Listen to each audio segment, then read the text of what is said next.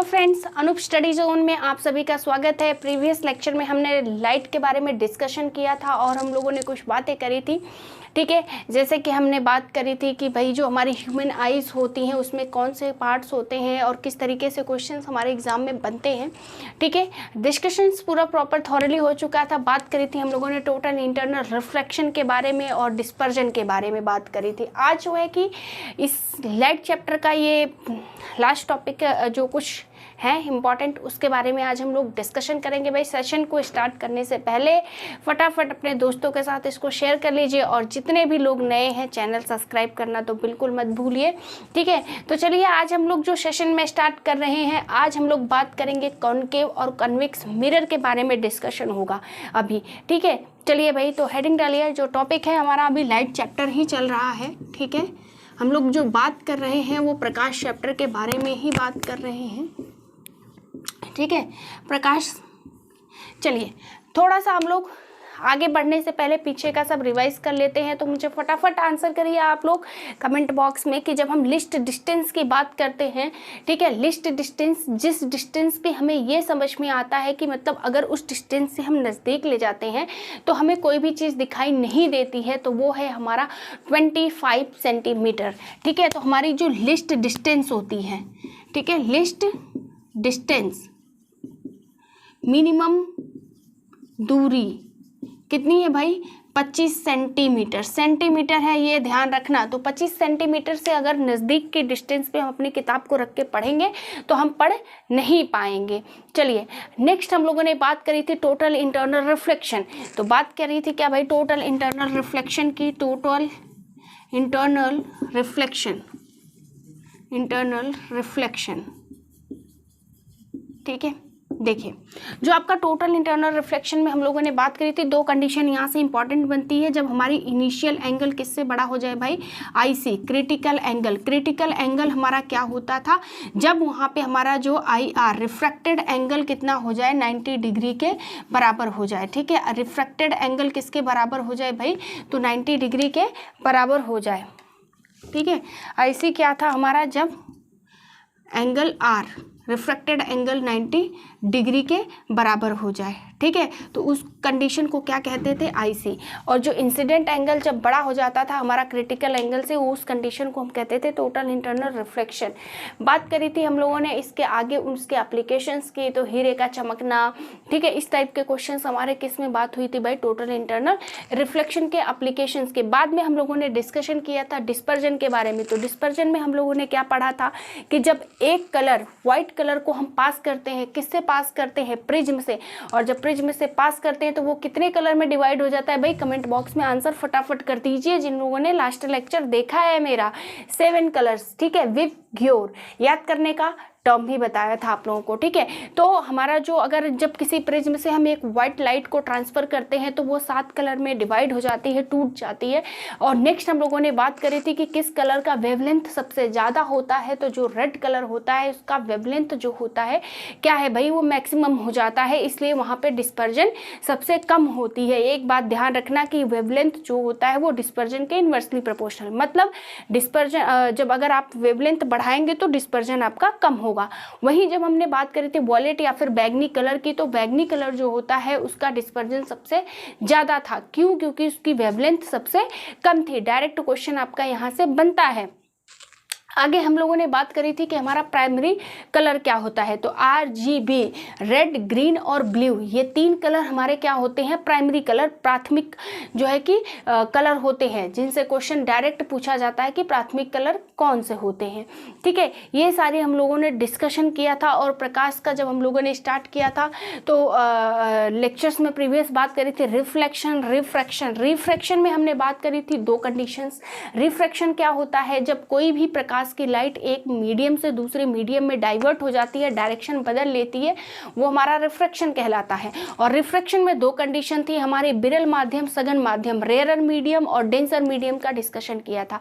जब भी लाइट की प्रकाश रेयरर मीडियम से डेंसर मीडियम यानी कि विरल माध्यम से सघन माध्यम में जा रही थी, तो क्या हो रहा था कि वो लाइट जो है, जो आपका नॉर्मल अभिलंब है उसकी तरफ झुक जाती है, ठीक। वहीं जब हम बात करते हैं कि सघन मीडियम से रेयरर जो है कि ही आपकी विरल माध्यम में जाती है, सघन से विरल माध्यम मतलब डेंसर मीडियम से रेयरर मीडियम में जाती थी तो लाइट की रे नॉर्मल से हमारे दूर चली जाती थी। उसी कंडीशन से फिर हम लोगों ने बात करी थी टोटल इंटरनल रिफ्लेक्शन और क्रिटिकल एंगल की। तो ये सारा आपका डिस्कशन हो गया भाई हमारा जो है। हाँ, फिर इसके बाद हम लोग कहाँ पे आए थे भाई, ह्यूमन आई पे बात करी। ह्यूमन आई पे हम लोगों ने क्या क्या बात करी थी कि कॉर्निया क्या होता है, आइरिस क्या होता है, प्यूपिल क्या होता है। वेरी इंपॉर्टेंट टर्म्स हम लोगों ने डिस्कस किया प्रीवियस लेक्चर में, जिसमें जो कॉर्निया होता है, कॉर्निया क्या काम क्या करता है भाई हमारे आंखों में, कि जो भी लाइट होती है उस प्रकाश को हमारे आंखों में एंटर कर किसके थ्रू होती है, एंट्री कलर की, तो कॉर्निया के थ्रू होती है। Is that clear? कॉर्निया का और काम क्या होता है, जब हम अपनी आइज को डिनोट करते हैं तो हमारे आंखों का जो पार्ट डिनोट होता मतलब डॉक्टर जो है कि उसको डोनेट करते हैं तो वो होता है हमारा कॉर्निया। पूरी की पूरी आंख हमारी जो होती है वो भाई डोनेट नहीं होती है। चलिए आगे बात करी थी हमने आइरिस का। तो आइरिस का जो काम था वो सिंपल छोटा सा काम था भाई, कि जो आंखों का पोर्शन हमारे जो आंखों का कलर होता है वो किस पे डिपेंड करता है, आइरिस पे डिपेंड करता है। जो आइरिस का कलर हो जाएगा वही हमारे आंखों का कलर हो जाएगा। ठीक है, आगे बात करी थी आंखों की पुतली, प्यूपिल्स का काम क्या होता है। तो देखिए आंखों में जो रोशनी होती है वो तो हमारी कॉर्निया के थ्रू एंट्री करती है, लेकिन हमारे आंखों को एडजस्ट करना या फिर कह लो रेगुलेट करना, मतलब कितनी लाइट की प्रकाश की जरूरत है, किस तरीके से उसको रेगुलेट करना है, ये काम हमारे आंखों के पुतली या फिर कह लो प्यूपिल का होता है। ठीक है, तो ये सारी चीजें हम लोगों ने ऑलरेडी पढ़ रखी है। तो भाई जिन्होंने देखा है वेरी गुड, आंसर्स करते रहिए, और जिन लोगों ने नहीं देखा है प्रीवियस लेक्चर जा करके देख लीजिए। हालांकि आज हम लोग जो बात करेंगे, ठीक है, ये सारे तो आपका रिवीजन पार्ट हो गया। चलिए आगे बात करते हैं। जो आज हम लोग बात करेंगे भाई कॉन्वेक्स मिरर और कॉनकेव मिरर के बारे में।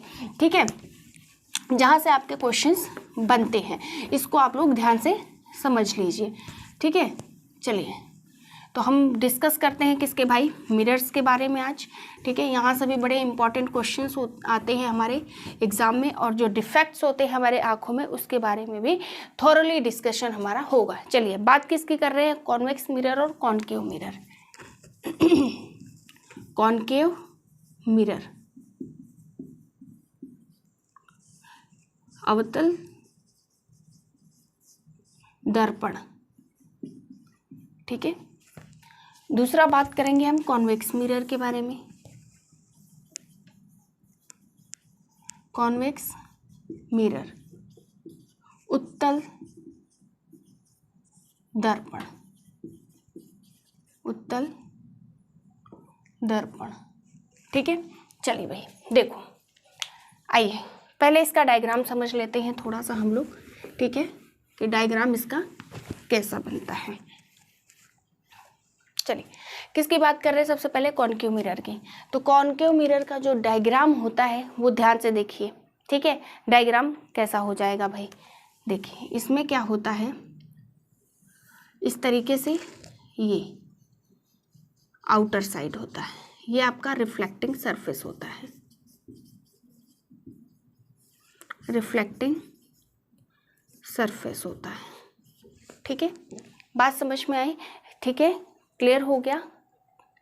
ठीक, चलिए यहाँ पे क्या होता है, और जो ये अंदर वाला पोर्शन होता है ये आपका ये इस तरीके से ध्यान रखिए, ये क्या होता है, रिफ्लेक्टिंग सरफेस होता है। लेकिन जब मैं कॉन्वेक्स मिरर की बात कर रही होती हूँ तो कॉन्वेक्स मिरर में भाई इसके जस्ट अपोजिट हो जाता है। पॉलिश्ड सरफेस हमारा ऊपर होता है और ये वाली चीज़ जो आपके रिफ्लेक्टेड रे होती है ये बाहर की साइड हो जाती है, इस तरीके से ध्यान रखें। ठीक है, reflecting surface, is that clear? Is that clear? ठीक है, ये तो थोड़ा सा भाई डायग्राम के बारे में बात होगी कि इसका सरफेस जो होता है ये कैसा होता है। हालांकि यहाँ से बहुत ज़्यादा क्वेश्चन बनने का संभावना तो नहीं रहता है, लेकिन आप लोगों को ये आइडिया होना चाहिए कि कौन सा एरिया किस में जो है कि पॉलिश्ड होता है। आगे बात समझ में? चलिए आगे बात करते हैं हम लोग। नेक्स्ट बात करते हैं कि किस तरीके की इमेज जो होती है वो हमारे कॉन्केव मिरर में यूज़ होती है और किस तरीके की इमेज जो होती है हमारे कॉन्वेक्स मिरर में यूज़ होती है। एक बात आप लोग ध्यान रखिए भाई कि जितनी चीज़ें मैं प्रिसाइजली बता रही हूँ सिर्फ क्वेश्चन आपका यहीं से बनता है, तो अनाप शनाप कुछ भी पढ़ने की आपको कोई भी ज़रूरत नहीं है। जितना लेक्चर में मैंने डिस्कशन कर दिया वो मोर देन सफिशिएंट है आपके यूपीपी एग्ज़ाम के लिए।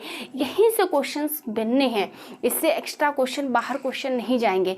तो आप लोगों को कहीं और दौड़ने की, किसी बुक को पढ़ने की या इन सब चीज़ की कोई ज़रूरत नहीं है। ठीक है, चलिए आगे बढ़ते हैं। हमने क्या कहा कि भाई जो हमारा कॉन्केव मिरर होता है, कॉन्केव मिरर में जो इमेज बनती है, ठीक है, वो कैसी होती है? क्या आप बताएंगे मुझे कि जो कॉन्केव मिरर होता है, कॉन्केव मिरर में जो इमेज बन रही होती है वो छोटी बनती है या बड़ी बनती है? वो रियल बनती है या वर्चुअल बनती है? मतलब कि वो आभासी बनती है या वास्तविक बनती है? ठीक है। और एक बात भाई, जितने लोग देखते हो, चीज़ें समझ में आती हैं, जो भी है आप लोग कमेंट में ज़रूर लिखिए। ठीक है, अगर आप लोग जो है कि प्रॉब्लम भी है तो वो भी बताइए कि मैम इस चीज़ की इम्प्रूवमेंट है, तो हम ज़रूर इस पर ध्यान देंगे। और बाकी अगर समझ में भी आ रहा है तो एक लाइक करके कमेंट लिख दो, है ना, हमें भी अच्छा लगेगा। चलिए, तो हमने क्या कहा भाई, कॉन्केव मिरर। तो ध्यान रखिए जो आपका कॉन्केव मिरर होता है इसका इमेज बड़ा बनता है। ठीक है, क्या होता है भाई, बिग इमेज, बिग इमेज। ठीक, मतलब क्या होता है कि जो इस पे जो आपका प्रतिबिंब होता है वो कैसा होता है, बड़ा होता है। प्रतिबिंब बड़ा होता है।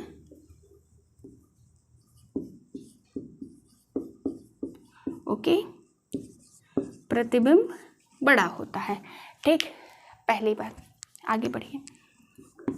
अब मैंने आप लोगों से क्या कहा था कि जो हमारा कॉन्केव मिरर होता है, जो अवतल दर्पण होता है, और कैसा इमेज, कैसी जो प्रतिबिंब बन रही होती है वो कैसी होती है, वो क्या आपकी वास्तविक होती है या आभासी होती है? तो एक बात ध्यान रखिए कि जो आपका कॉन्केव मिरर होता है, कॉन्केव मिरर के केस में क्या होता है कि जो प्रतिबिंब है वो आभासी भी होती है, वास्तविक भी होती है।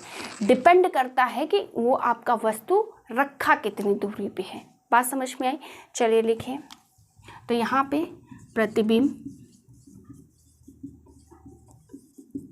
प्रतिबिंब आभासी और वास्तविक दोनों होता है, दोनों होता है। किस पे निर्भर करता है, किस पे निर्भर करता है? तो वस्तु कितना दूर, वस्तु कितना दूर है, कितना दूर है या कितना पास है, कितना पास है। ठीक है, बात समझ में आ गई? तो एक बात आप ध्यान रखिए कि जो कॉन्केव मिरर होता है आपका, ठीक है, जो ये आपका कॉन्केव मिरर होता है, अवतल दर्पण जो होता है, इस केस में आप क्या देखेंगे कि यहाँ पे आप देखेंगे कि जो इमेज होती है, एक तो सबसे पहली बात कि जो कॉन्केव मिरर पे, अवतल दर्पण पे जो आपकी इमेज बनती है वो प्रतिबिंब हमेशा बड़ा होता है। दूसरी बात, यह इसकी जो आपका जो प्रतिबिंब होता है वो आभासी, मतलब कि वर्चुअल भी हो सकता है और रियल भी हो सकता है, वास्तविक भी हो सकता है और आपका जो है कि आभासी। ठीक है, ये भी आभासी है भाई, मतलब कि वर्चुअल। ठीक है, और वास्तविक मतलब कि रियल। ठीक है, तो एक बात ध्यान रखिएगा कि जब हम कॉन्केव मिरर की अवतल दर्पण की बात कर रहे होते हैं तो इसके कंडीशन में क्या होता है कि हमारी जो प्रतिबिंब है वो रियल भी बन सकती है और वर्चुअल भी बन सकती है, लेकिन डिपेंड किस पे करता है कि ये इस दोनों के बीच की दूरी कितनी है। ठीक है, मतलब वस्तु पास रखी है आपके दर्पण से या दूर रखी है, इस पे निर्भर करता है। चलिए अगली बात करते हैं हम इसकी। नेक्स्ट, इसमें क्या होता है भाई, जो कॉन्वेक्स मिरर होता है, तो कॉन्वेक्स मिरर उत्तल दर्पण के केस में क्या होता है, तो इस कंडीशन में इमेज जो होती है वो आभासी और छोटी बनती है। कैसी होती है भाई, आभासी रहती है। ठीक, तो लिखो भाई, सदैव आभासी और छोटी बनती है, छोटी बनती। ठीक, क्या ध्यान दिया आपने, क्या देखा कि जब कॉन्केव मिरर की बात कर रहे थे, अवतल दर्पण की हमने बात करी, उस केस में क्या हुआ कि वर्चुअल, आभासी और रियल दोनों बन रही थी, और भाई यहाँ पे जो प्रतिबिंब बन रही थी बड़ी बन रही थी। वहीं जब हम कॉन्वेक्स मिरर की बात करते हैं, उत्तल दर्पण की बात करते हैं, उस कंडीशन में हमेशा, सदैव, ऑलवेज कैसा बनता है प्रतिबिंब, इमेज भाई आभासी, मतलब कि वर्चुअल। ठीक है, रियल इमेज कॉन्वेक्स मिरर के केस में नहीं बनती। ध्यान रखिए, कैसी बनती है, सदैव, ऑलवेज। ठीक है, ऑलवेज, हमेशा कैसी बनती है, वर्चुअल बनती है, और स्मॉल, छोटी। कैसी होती है भाई, स्मॉल बनती है, छोटी बनती है। बात समझ में आई, किसमें, जब हम बात कर रहे होते हैं कॉन्वेक्स मिरर, या फिर कह लो कि आपकी उत्तल दर्पण की बात कर रहे होते हैं। ठीक है, कॉन्वेक्स मिरर, उत्तल दर्पण की जब बात कर रहे होते हैं, इमेज कैसी बनती है, प्रतिबिंब हमेशा कैसी होती है, आभासी, वर्चुअल होती है, और कैसी होती है, छोटी होती है। वहीं अगर जब मैं कॉन्केव मिरर की बात कर रही होती हूँ तो यहाँ पे प्रतिबिंब जो होती है भाई रियल होती है, और इसके बाद क्या है, आभासी भी हो सकती है, लेकिन डिपेंड करता है कि वस्तु जो है कितना दूर है और कितना पास है। और कॉन्केव मिरर के केस में आपका प्रतिबिंब हमेशा कैसा बनेगा भाई, बड़ा बनेगा। इसको ध्यान रखिएगा, इसको ध्यान में रखिए, क्योंकि जब एग्जाम में क्वेश्चन आएगा कन्फ्यूजन होने की भाई पूरी चांस रहती है। ठीक है, तो ये ध्यान रखना कि जब कॉन्केव का बात करते हैं तो प्रतिबिंब हमेशा बड़ा बनता है। चलिए आगे हम लोग बात करते हैं, ठीक है, इनके एप्लीकेशंस की, उपयोग की, कि किसका उपयोग कहाँ पे होता है। तो एक बात ध्यान रखिए भाई कि जब हम एप्लीकेशन की बात कर रहे होते हैं तो यहाँ पे देखिए जो कॉन्केव मिरर होता है, कॉन्केव मिरर मैंने क्या कहा कि कॉन्केव मिरर में आपका जो प्रतिबिंब बढ़ता है वो बड़ा बनता है, मतलब अगर छोटी सी चीज़ भी है तो हमें बड़ी दिखती है। यही तो मैंने कहा कि जो कॉन्केव मिरर है उसमें प्रतिबिंब हमेशा कैसा बनता है, बड़ा बनता है। और जब बड़ा बनता है भाई तो हमने क्या कहा कि कॉन्केव मिरर के केस में जब प्रतिबिंब बड़ा बन रहा है मतलब छोटी सी चीज़ भी हमें बड़ी दिखाई दे रही है, तो ऐसी जगह पे इस्तेमाल होगा कि जो बहुत छोटी चीज़ हो और हमें वो देखनी हो ताकि वो बड़ी दिखे, तो वो कैसा होगा, इसके केस में तो हो नहीं सकता है, क्योंकि इसमें तो प्रतिबिंब हमारी छोटी बनती है, मतलब बड़ी चीज़ भी छोटी सी दिखेगी, है ना। लेकिन हमें क्या है कि भाई देखो जो कॉन्केव मिरर है इसमें छोटी सी जो आपकी प्रतिबिंब होती है वो भी बड़ी दिखती है, I'm right? तो हम ऐसी जगह पे इसका इस्तेमाल करेंगे जहाँ कोई भी चीज़ हमें बड़ी बड़ी देखनी है। फॉर एग्जाम्पल अगर मैं बात करूँ तो ENT डॉक्टर, ENT डॉक्टर क्या है, आई, नोज, ठीक है, आँख, नाक, कान, ठीक, आँख, नाक, कान, इन सब के जो डॉक्टर्स होते हैं। अच्छा आप ये सोचो कि आपकी आँख में अगर कोई चीज़ डॉक्टर को देखनी है तो आँख में कितनी छोटी सी चीज़ होगी, लेकिन डॉक्टर को क्या है कि भाई वो थोड़ा बड़ा दिखे हमें कि ये क्या चीज़ है, तो डॉक्टर क्या करेगा, कॉन्केव लेंस लगाएगा। अगर कॉन्वेक्स मिरर लगा दिया तो कॉन्वेक्स मिरर में तो डॉक्टर को और छोटा दिखने लग जाएगा, तो डॉक्टर को छोटा थोड़े देखना है, उसको तो ये चीज़ देखनी है ना कि कितना बड़ा है। तो बड़ा देखने के लिए किसका इस्तेमाल करेंगे, कॉन्केव मिरर का इस्तेमाल करेंगे। ठीक है, समझते रहिए, कंफ्यूजन एग्जाम में बिल्कुल नहीं होगी। जिस तरीके से मैं आप लोगों को बता रही हूँ बस आप उस बात को ध्यान से सुनते रहिए, कतई क्वेश्चन गलत नहीं होगा। आगे बढ़िए, आगे हम लोगों ने बात करी सेविंग मिरर, है ना, सेविंग मिरर में इसका इस्तेमाल होता है। सेविंग मिरर मतलब भाई जो बॉयज़ होते हैं, जेंट्स लोग होते हैं, वो लोग क्या करते हैं जब सेविंग करते हैं। अब आप खुद सोचो, अगर बाल एकदम छोटे बाल आपको और छोटे दिखने लग जाएंगे तो क्या आपको सेविंग करने में आसानी होगी? नहीं। छोटे बाल जब आपको बड़े दिखेंगे तभी तो आप सेविंग प्रॉपरली कर पाएंगे। तो सीधी सी बात है कि बड़ी चीज़ कौन दिखा रहा है, कॉन्केव मिरर दिखा रहा है, और जब कॉन्केव मिरर छोटी चीज़ को भी बड़ा दिखा रहा है तो हम वहाँ पे इस्तेमाल करेंगे। देखो मैं इस तरीके से आप लोगों को चीज़ें इसलिए बता रही हूँ क्योंकि अभी तो मैं बता रही हूँ, समझ में आएगा, जब आप एग्ज़ाम में चले जाएंगे तो कंफ्यूज हो जाएंगे।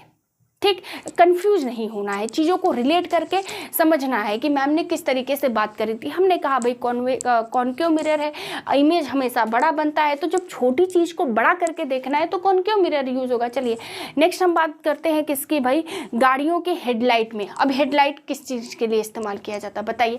हेडलाइट यूज़ होता है कि कोई भी चीज़ हमें दूर से दिखाई दे जाए कि भाई लेफ्ट है राइट है ना, तो ये चीज़ कब होगी, जब हमें कोई वस्तु का प्रतिबिंब बड़ा दिखेगा, मतलब कॉन्केव मिरर इस्तेमाल होगा। ठीक है, तो क्या होता है गाड़ियों के हेडलाइट में,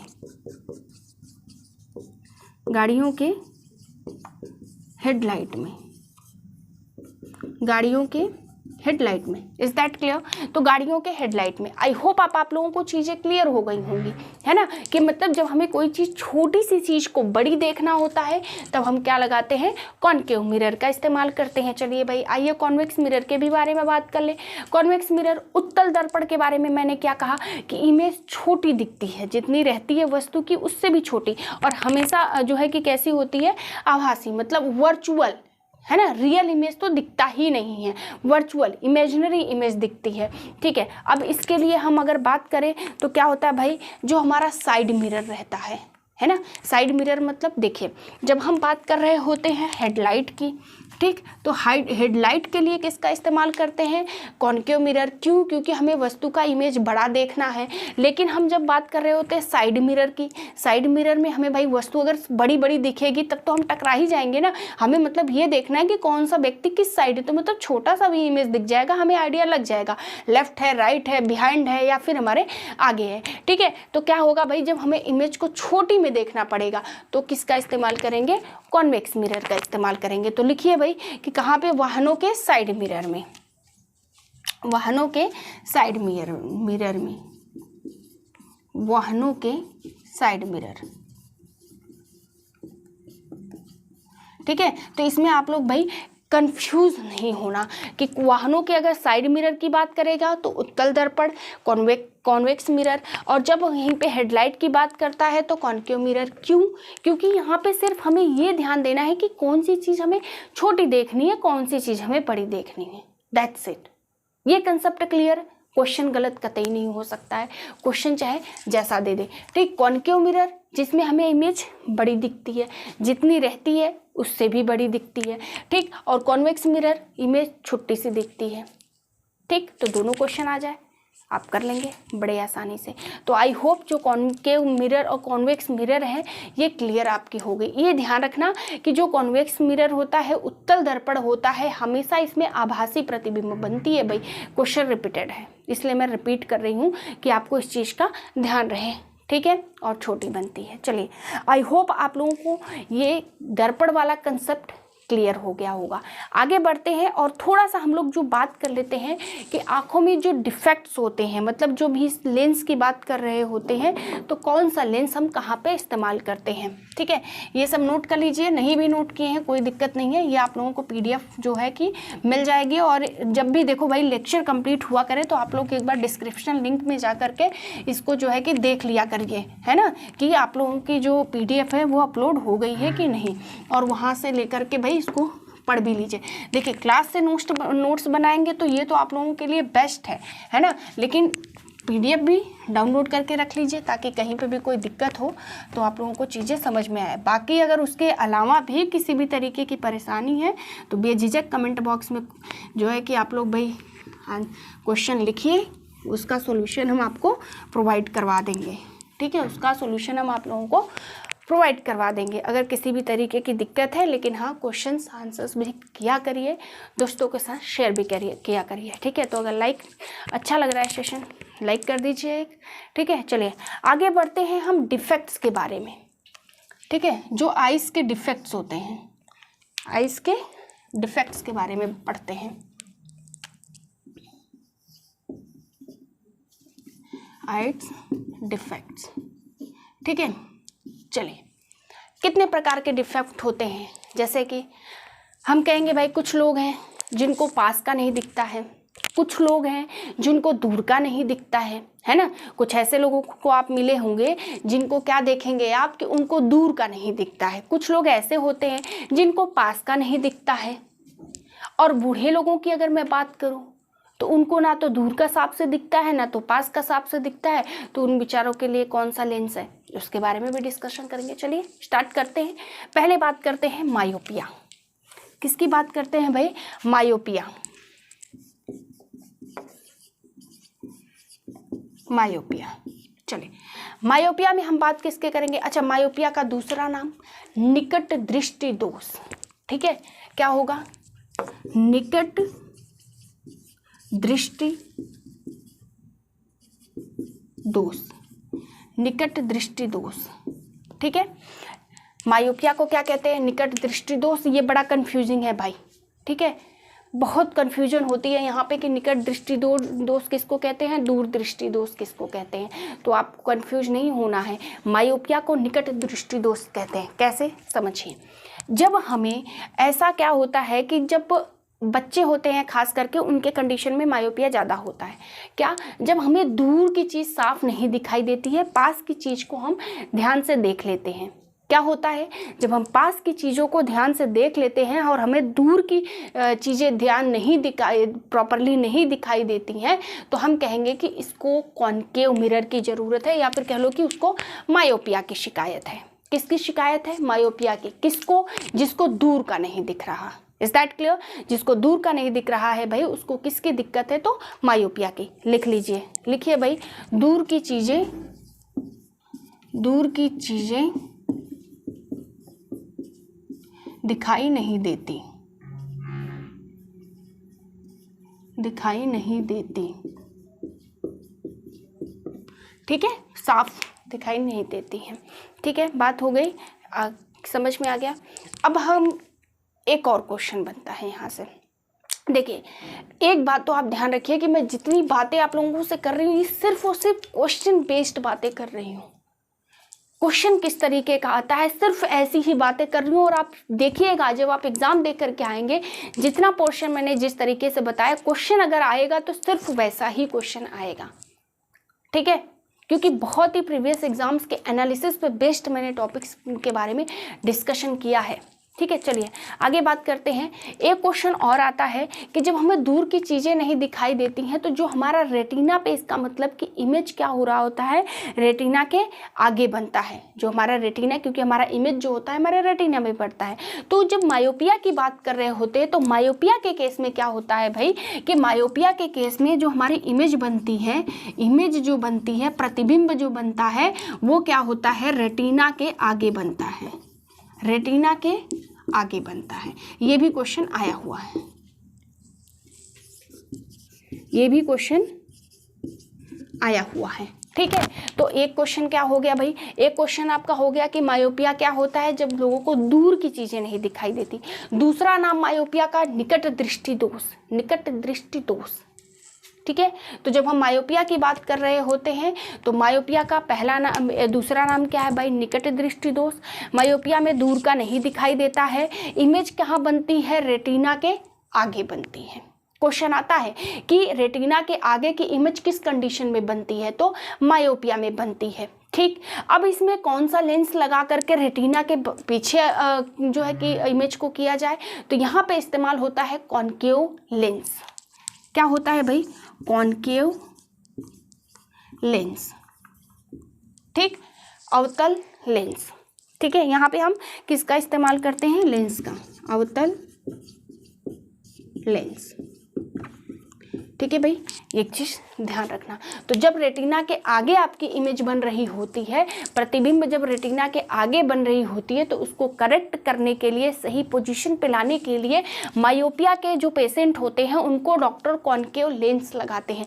क्वेश्चन कैसे आता है, मायोपिया को करेक्ट करने के लिए कौन से लेंस का इस्तेमाल होता है, कॉनकेव लेंस, कॉन्वेक्स लेंस, अवतल लेंस जो है, या फिर उत्तल लेंस का। तो आप क्या कहेंगे, मायोपिया के कंडीशन में हम कॉनकेव लेंस का इस्तेमाल करते हैं, अवतल लेंस का इस्तेमाल करते हैं। Is that clear?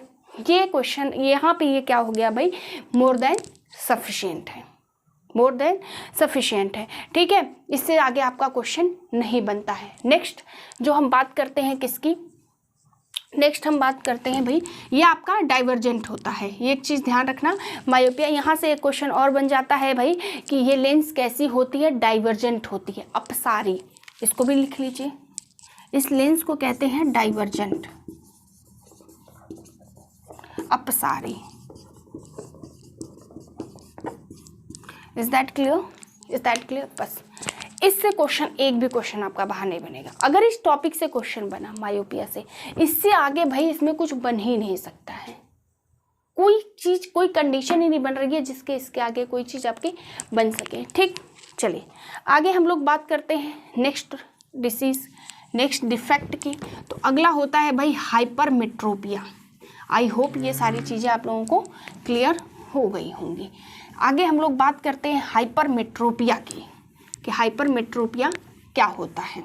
किसको किसको पता है भाई? देखिए, जब भी मैं क्वेश्चन करती हूँ तो आंसर्स करने की थोड़ी सी आप लोग मेहनत कर लिया करिए, ठीक है? उससे आप लोगों का रिवीजन होता रहेगा, आप ही लोगों का फ़ायदा है। हाइपरमेट्रोपिया,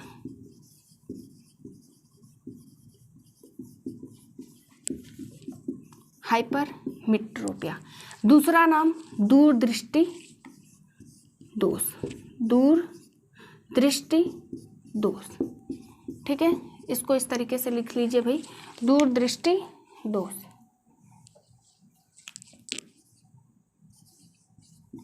दूरदृष्टि दोष, ठीक है, हाइपरमेट्रोपिया, दूरदृष्टि दोष, दूसरा नाम दूरदृष्टि दोष हो गया। ठीक है, ठीक।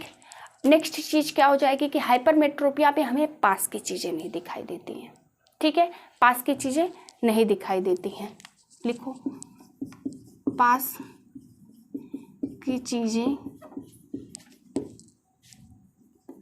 पास की चीज़ें नहीं दिखाई देती हैं,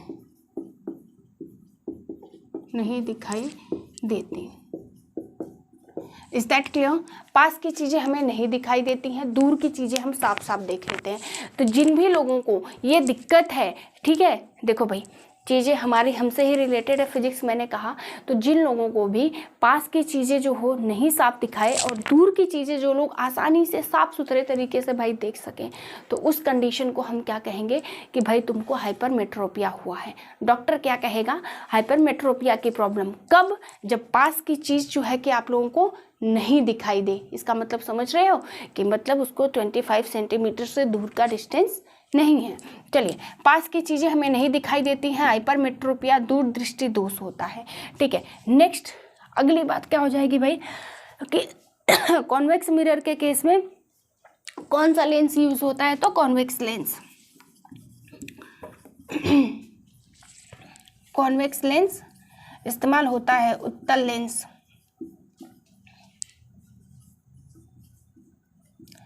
किसका इस्तेमाल? उत्तल लेंस का इस्तेमाल होता है। ठीक है, कॉन्वेक्स लेंस, उत्तल लेंस का इस्तेमाल हमारा जो है कि किसके केस में होता है? हाइपरमेट्रोपिया दूरदृष्टि दोष के केस में होता है। ठीक है, नेक्स्ट ये कन्वर्जेंट है, अभिसारी। नेक्स्ट कॉन्केव लेंस कैसा होता है? कॉन्वर्जेंट अभिसारी। ठीक, ये अगला क्वेश्चन, कॉन्वेक्स लेंस ऐसा होता है। कॉन्वेक्स लेंस कैसा होता है भाई? कॉन्वर्जेंट होता है, अभिसारी लेंस होता है। ठीक है, चलिए आगे बढ़िए। इसके केस में क्या हो जाता है भाई? वहाँ पे हमने देखा था कि मायोपिया के केस में क्या हो रहा था, रेटिना से आगे इमेज बनती थी, इसमें रेटिना से पहले ही इमेज बन जाती है। ठीक है, रेटिना से पहले ही इमेज बन जाती है, रेटिना से पहले इमेज बन जाती है। Is that clear? Is that clear? ठीक है, तो पहला क्वेश्चन क्या बना भाई? हाइपरमेट्रोपिया, जिसमें हमें पास का नहीं दिखाई देता है। हाइपरमेट्रोपिया का दूसरा नाम दूरदृष्टि दोष। नेक्स्ट कौन सा लेंस इस्तेमाल होता है? Convex lens. कॉन्वेक्स लेंस को क्या कहते हैं? कन्वर्जेंट अभिसारी। ठीक है, आगे रेटिना से पहले ही इमेज बन जाती है और उसको करेक्ट करने के लिए कॉन्वेक्स लेंस का इस्तेमाल हो जाता है। Is that clear? ये कंडीशन। नेक्स्ट पढ़ते हैं हम लोग, किसकी बात करेंगे भाई? तो नेक्स्ट हम लोग बात करते हैं किसकी? प्रेस बायोपिया। किसकी? प्रेस बायोपिया। ठीक है। जब हम प्रश्न बायोपिया की बात कर रहे होते हैं तो प्रश्न बायोपिया को क्या कहते हैं भाई? जरा दृष्टि।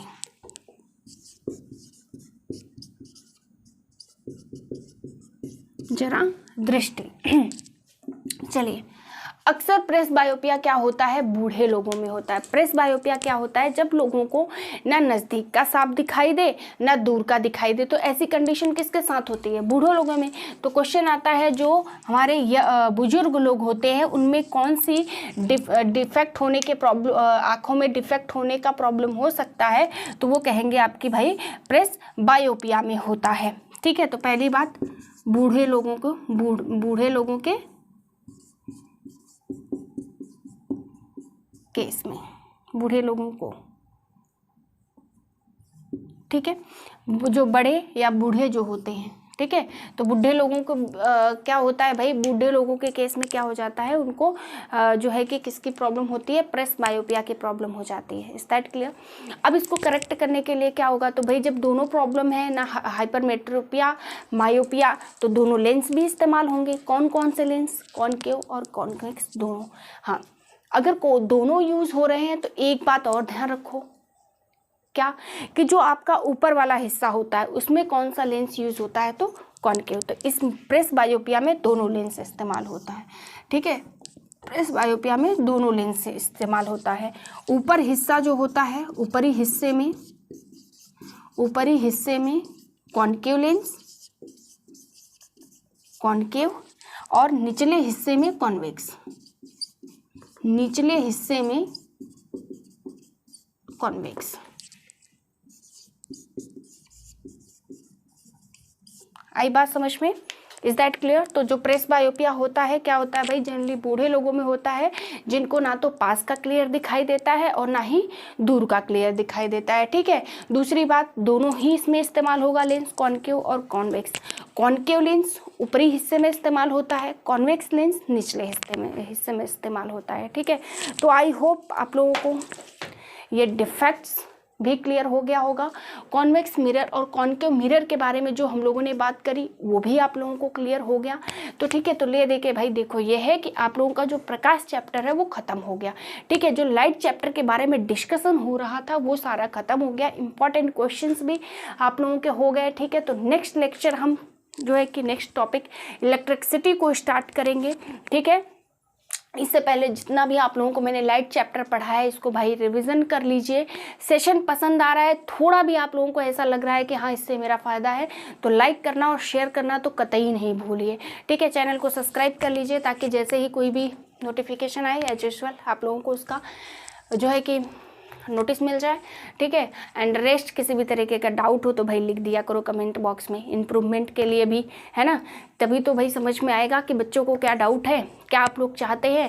ठीक है, तो नेक्स्ट लेक्चर के लिए रेडी हो जाइए। इलेक्ट्रिसिटी के बारे में पढ़ेंगे, जो हमारा प्रकाश चैप्टर है ये ख़त्म हो गया है। और जिन लोगों को भी भाई ये है कि चीज़ें नहीं समझ में आई हैं, प्लीज़ आंसर जो है कि आप लोग उसका डाउट अपना लिख दीजिए। ठीक है, and next one thing more, PDF के बारे में जैसा कि आप लोगों को पता है कि जिन लोगों को भी भाई पीडीएफ चाहिए तो डिस्क्रिप्शन लिंक में मैं पीडीएफ आप लोगों को प्रोवाइड करवा दूंगी।